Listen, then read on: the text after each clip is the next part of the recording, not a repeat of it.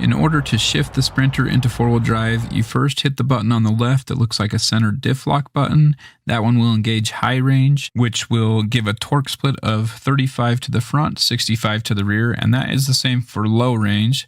And then to engage low range, go ahead and put the transmission in neutral, and then you can push the button on the right, which looks like the van driving up the hill.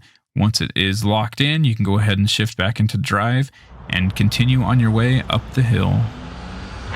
In four-wheel drive high, the van lacks the torque necessary to overcome the braking of the spinning wheels and to make it climb the steep hill at the same time.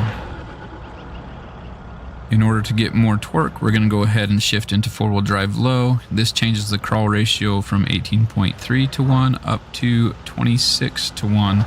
The low range is a 1.43 to 1 transfer case, so it adds a little bit of torque. It's not as high as some of the pickup trucks that are 2.6 or 2.7 to 1. It does help here though, and we're able to make it out of this hole that we got stopped in four-wheel drive high.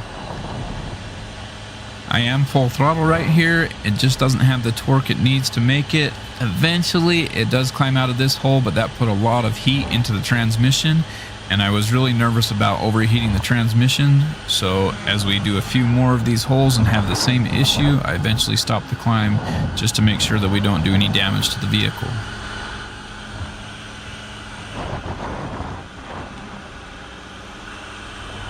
Again, I was nervous about carrying a lot of momentum through this, as this thing is so top heavy, and I think it would have lost all of its momentum pretty quickly. You can see as it shifts, wheels that have traction, it lets them spin for just a second before it's able to apply the brakes to them, and that causes it to lose momentum.